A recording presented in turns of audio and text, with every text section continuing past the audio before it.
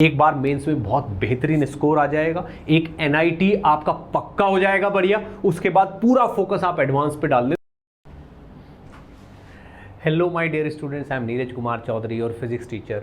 बच्चों, आज मैं बताने वाला हूं कि किस मटेरियल को पढ़ के आईआईटी जेईई मेंस में 99 प्लस परसेंटाइल ले आते हैं अच्छे बच्चे। ठीक है, मेरा कहने का मतलब यह है कि मैं आज आपको मटेरियल के बारे में क्लैरिटी दूंगा कि कितना कम मटेरियल पढ़ के भी बच्चे 99.99 प्लस परसेंटाइल लाते हैं, उसको कैसे यूज करते हैं, किस तरीके से उसको पढ़ना होता है, कहां से स्टार्ट करना होता है, ठीक है ना, और किस तरीके से सिलेक्शन करते हैं कि ये पहले पढ़ेंगे ये बाद में पढ़ेंगे और क्या क्या चीजें पढ़ेंगे। ठीक है, तो बच्चों फिजिक्स के बारे में मैं आज आपके सारे कंफ्यूजन दूर कर दूंगा, ठीक है ना, और मैं अपने 16-17 ईयर्स के एक्सपीरियंस के बाद आपको ये बातें बताऊंगा जो आज होने वाली हैं।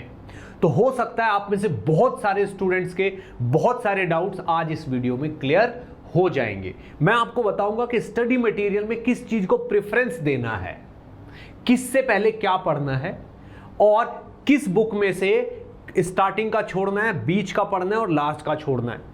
ठीक है ना, सारी चीज, यानी कि किस जगह से क्या क्या चीजें करनी है आपको। ठीक है बच्चों, तो चलो स्टार्ट करते हैं आईआईटी जेईई मेंस के लिए जो बेस्ट मटेरियल है वो जानना शुरू कर। जैसा कि हम जानते हैं कि 40-45 दिन बच रहे हैं, इनफैक्ट 40 डेज ही बच रहे हैं, ठीक है, और सेकेंड अटेम्प्ट के आपके 65-70 डेज बच रहे हैं। तो इतने दिनों में हमने जो मटेरियल देखे हैं, पढ़े हैं, या उनमें से किस मटेरियल को हमें प्रेफरेंस देना है। ठीक है बच्चों, बहुत ध्यान से सुनना। सबसे पहले लिखा हुआ एनसीईआरटी, ये वो बुक है जिसे आप इग्नोर कर ही नहीं सकते।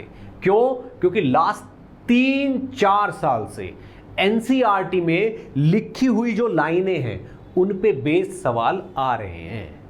तो एनसीईआरटी की बुक वो बुक है जिसको आपको लाइन बाय लाइन पढ़ना ही है, आप उसको इग्नोर करना अफोर्ड नहीं कर सकते।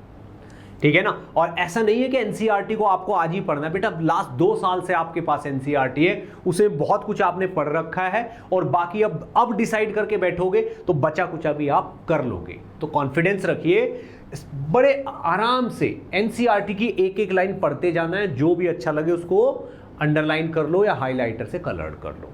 तो एनसीईआरटी एक वो बुक है जिसको आप इग्नोर कर ही नहीं सकते और जिसके बगैर फुल मार्क्स नहीं आ सकते, ये भी गारंटी है। सेकेंड एचसीवी, ठीक है ना, फिजिक्स की बात करेंगे हम। एचसीवी वो बुक है जो इस टाइम बेसिक बन गई है जेईई के मेंस और एडवांस के एग्जाम का, क्योंकि एडवांस भी थोड़ा हल्का आने लग गया है तो वो एचसीवी की तरफ शिफ्ट हो गया है। ठीक है ना, यानी कि उसको देखें तो एचसीवी से बहुत ज़्यादा प्रोजेक्शन मैच करता है उसका। ठीक है, तो बच्चों एचसीवी में क्या है एक्चुअल में, इसके चैप्टर्स को किस तरीके से पढ़ना है। कोई भी आप एचसीवी का चैप्टर अगर कंसीडर कर लो, मान लो आपके 60 सवाल हैं, 60 क्वेश्चंस हैं, तो 60 में से स्टार्टिंग के 10-12 सवाल तो केवल फॉर्मूला बेस्ड है, जिन पे फॉर्मूले में वैल्यू डालो आंसर निकालो, बड़े आसान, केवल कैलकुलेशन वाले। उसके बाद के 20-22 सवाल होते हैं थोड़ी सी कॉन्सेप्चुअल डेप्थ वाले। बस ये 2 सेक्शन हमारा टारगेट है। उसके बाद जो क्वेश्चन होते हैं उनमें थोड़ी सी कैलकुलेशन भी होती है, कॉन्सेप्चुअल डेप्थ भी ज़्यादा होती है, मोर देन 1 और 2 टाइप के फॉर्मूले लगा के या चैप्टर्स यूज करके वो होते हैं। और लास्ट के कुछ सवाल बहुत ही अच्छे भी होते हैं, कुछ आपके PYQ भी रहते हैं इसमें। तो बच्चों हमें बस स्टार्टिंग के ये 2 पार्ट करने होते हैं, यानी कि अप्रॉक्सीमेटली 50-60% ऑफ द एक्सरसाइज हमें करनी है जेईई मेंस को क्रैक करने के लिए। बीच बीच में भी कुछ कुछ सवाल किसी किसी चैप्टर में बड़े आसान से हैं, वो भी करने हैं। यानी कि कहने का मतलब ये है कि एचसीवी को बहुत बेहतरीन तरीके से सेलेक्टेड क्वेश्चंस को करके जाना है, इनके बगैर नहीं हो पाएगा। ठीक है ना, जितने भी टॉपर से किसी से भी आप पूछ लीजिए, अगर एक टॉपर ये मना कर दे कि मैंने एचसीवी नहीं पढ़ी, ठीक है ना, हर एक ने पढ़ रखी, पूरी कर रखी है अच्छे से, तो आपको इसके ऑब्जेक्टिव 1 और ऑब्जेक्टिव 2 और प्लस एक्सरसाइज का अप्रॉक्सीमेटली 50-60% आपका होना चाहिए। उसके बाद आता है कोचिंग मटेरियल। अब इस कोचिंग मटेरियल का क्या मतलब है? सर कोचिंग मटेरियल का क्या मतलब है? इससे हम तो कोचिंग में जाते हैं, हम तो ऑनलाइन पढ़ते हैं। तो बेटा वही, चाहे आप ऑनलाइन पढ़ते हो या आप किसी टीचर के पास इंडिविजुअली जाके पढ़ते हो या किसी कोचिंग इंस्टीट्यूट से एसोसिएटेड, उनका जो मटेरियल है, क्लास नोट्स नहीं, उनका जो मटेरियल जो वो बुकलेट्स देते हैं या एक्सरसाइज शीट्स देते हैं, असाइनमेंट्स देते हैं, मैं उसकी बात कर रहा हूँ, ठीक है ना। उसमें से आपको स्टार्टिंग की 1-2 एक्सरसाइज ही करनी है। जैसे मेरा जो मटेरियल होता है उसमें से एक्सरसाइज 1, एक्सरसाइज 2 और सारी होमवर्क शीट्स आपको करनी जरूरी है, मस्ट हैं, ठीक है ना। तो मेरे मटेरियल में से आपको एक्सरसाइज 1, 2 सारी होमवर्क शीट्स करके जाओगे तो मेंस का एक भी सवाल आपका छूटेगा नहीं, ठीक है ना। नेक्स्ट चीज आती है पीवाईक्यू। पीवाईक्यू बात मैं करूंगा अभी, ठीक है। पीवाईक्यू से पहले मुझे क्लास नोट्स के बारे में बात बतानी है कुछ, ठीक है ना। बच्चों क्लास नोट्स अगर आपके पास है तो समझ लो 80% ऑफ द जर्नी तो आपने ट्रैवल कर ली। क्यों?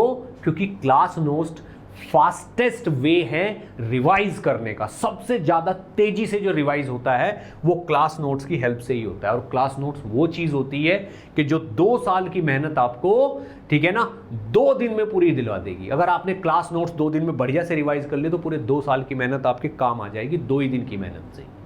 2 साल की मेहनत, बात समझ में आ रही है? अब सुनना बात को ध्यान से। क्लास नोट्स जो है, जो भी आपने लिखा है उसके अंदर इलस्ट्रेशंस भी होंगी, सब कुछ होगा, अच्छे अच्छे फॉर्मूले भी होंगे। एक एक चीज को बड़े आराम से पढ़ते जाना है, पढ़ते जाना है। और पढ़ते जा रहे हो ना तो पिछले वाले चैप्टर्स की चिंता नहीं करनी कि अरे वो तो मैं भूल गया, इसको रिवाइज कर रहा हूं तो उसका कुछ याद नहीं। ये दिमाग है, दिमाग की आदत है कि जिस चीज को हम इस टाइम पढ़ रहे हैं ना, हमें ऐसे लगता है कि बस यही हमें आता है, पीछे जो पढ़ा है वो हम भूल गए। हम कुछ नहीं भूलते। थोड़ा सा और शांत रखोगे दिमाग को तो पीछे जो रिवाइज किया ना वो भी याद आ जाएगा। पीसफुली इसको पढ़ते चले जाना है, ठीक है ना। तो क्लास नोट्स मस्ट हैं। अब आते हैं पीवाईक्यू पे। बच्चों पीवाईक्यू जो है वो रोल प्ले करते हैं आपको कि जैसे हम कहीं जाते हैं तो हमें मैप में पहले ही पता चल जाता है कि हमें ऐसे ऐसे जाके वहां पहुंचना है। वो पीवाईक्यूज बताते हैं आपको। अगर आप पीवाईक्यू को बहुत अच्छे तरीके से कवर करते हो, ठीक है ना, बहुत सारे तरीके हैं, ऑलमोस्ट हर इंस्टीट्यूट आपको पीवाईक्यू की अलग से बुकलेट देता है। किसी का भी कोई भी ले लो, अनअकैडमी, वेदांतु, डाउटनट, एलन, जितने भी मटेरियल, क्लास पाथ करके, ठीक है ना, जितने भी इंस्टीट्यूट्स हैं वो सब आपको पीवाईक्यू करने की गाइडेंस देते हैं उसका, तो उसको फॉलो करिए, ठीक है ना। कुछ लोग कहते हैं चैप्टर वाइज करना है, ठीक है, तो जिस वक्त वो चैप्टर वाइज करने को बोल रहे हैं आपको उसको चैप्टर वाइज करना है, ठीक है ना। मेरे हिसाब से तो ये है कि जितने भी चैप्टर्स हैं उनके कम से कम लास्ट 3 इयर्स के सारे पीवाईक्यूज आपको करने चाहिए। पीवाईक्यू करने से क्या पता चलता है कि किस टाइप का सवाल आएगा, वो आइडिया आपको पहले ही लग जाता है, वो आइडिया आपको पहले ही लग जाता है। तो आपको समझ में आ जाता है कि मुझे इस चैप्टर को इतना स्ट्रेस देना और इस चैप्टर में जहां जहां इस टॉपिक पे, इस फॉर्मूले पे या इस कॉन्सेप्ट पे सवाल आएगा उसको मैं अच्छे से करूंगा, ठीक है। तो बच्चों पीवाईक्यू से आपको कॉन्फिडेंस बढ़ता है और पहले ही आइडिया लग जाता है आपको कि एग्जाम में मुझे ऐसा फील होने वाला है। जितने बच्चे पीवाईक्यू बहुत बेहतरीन तरीके से कर लेते हैं उन्हें कभी नया नया फील नहीं होता एग्जाम में। उनको लगता है कि यार ये काम तो मैं कर चुका हूं पहले ही, ठीक है बच्चों। तो कम से कम आप अगर फिजिक्स की बात करते हैं तो कम से कम हर चैप्टर के आपको 20-20, 30-30 पीवाईक्यूज करने जरूरी हैं, ठीक है ना। अब आता है इरडो एंड अदर मटेरियल। इसका मतलब क्या है बच्चों? कोई एडवाइस दे देता है कि इरडो कर लो। बेटा मेंस के लिए इरडो करने बिल्कुल भी जरूरी नहीं है, और कोई दूसरा मटेरियल तो बिल्कुल भी मत उठाना। ये जो कोचिंग मटेरियल है ना, एक तो आपका है, एक आप कई अपने यारों से, दोस्तों से, बहुत सारे लोगों की एडवाइजेस पे कई सारे तरीके के स्टडी मटेरियल इकट्ठा कर लेते हो, कई सारी बुक ले लेते हो, इसकी उसकी बहुत सारी बुक्स हैं अवेलेबल, वो इकट्ठा कर लेते हो और हर टाइप के मटेरियल को पढ़ने का आपका मन करता है तो आप बहुत सारे डिफरेंट टाइप के मटेरियल में से थोड़ा थोड़ा पढ़ लेते हो, डीप तक किसी में भी नहीं जा पाते। तो ये बहुत खतरनाक स्टेप है। इस टाइम ये एक्सपेरिमेंट नहीं करने हैं, केवल एक चीज जो आपने पहले से कर रखी है, टेस्टेड है, ट्रस्टेड है, उसी को करना है। आलतू फालतू के मटेरियल नहीं करने। ये इरडो वगैरह जो भी आपको करने वो एडवांस के लिए कर लीजिए, मेंस के लिए कोई रिक्वायरमेंट नहीं है। अब लास्ट में आती है फॉर्मूला बुकलेट, ठीक है बच्चों। फॉर्मूला बुकलेट या तो आपने खुद बनाई होगी, स्टार्टिंग से फॉर्मूले लिख के चल रहे होंगे, अगर नहीं बनाई है तो मैंने अपने टेलीग्राम चैनल पे फॉर्मूला बुकलेट डाली हुई है बहुत ही अच्छे तरीके से। तीनों सब्जेक्ट की डाली हुई, वहां से डाउनलोड करके आप पढ़ सकते हो। फॉर्मूला बुकलेट में क्या होना चाहिए, फॉर्मूला होना चाहिए, उसके नीचे उसका थोड़ा सा डिस्क्रिप्शन होना चाहिए जो उसमें सिंबल्स यूज हो रहे हैं। आपको बहुत क्विकली एक एक एक एक करके वो फॉर्मूले पढ़ते जाना है, जो भी चैप्टर आप कर रहे हो उसके फॉर्मूले पढ़ने हैं, ठीक। बहुत सारे बच्चों के बहुत सारे सवाल इस वजह से गलत होते हैं क्योंकि वो फॉर्मूले को एग्जैक्ट फॉर्म में वहां पे रिकॉल नहीं कर पाते, याद नहीं, उनको लगता है यार स्क्वायर इसके ऊपर था या इसके ऊपर था, ये चीज न्यूमरेटर में थी या डिनोमिनेटर में थी। और ये फॉर्मूले को क्रॉस चेक करने का टाइम एग्जाम में होता नहीं है, जितनी देर में क्रॉस चेक होगा उतनी देर में तो एक दो सवाल निपट जाते हैं। तो बच्चों जब फॉर्मूला अच्छे से याद नहीं होता तो मार्क्स घटने लगते हैं, ठीक है। तो बच्चों इसी के साथ मैं आप लोगों से विदा लेता हूं।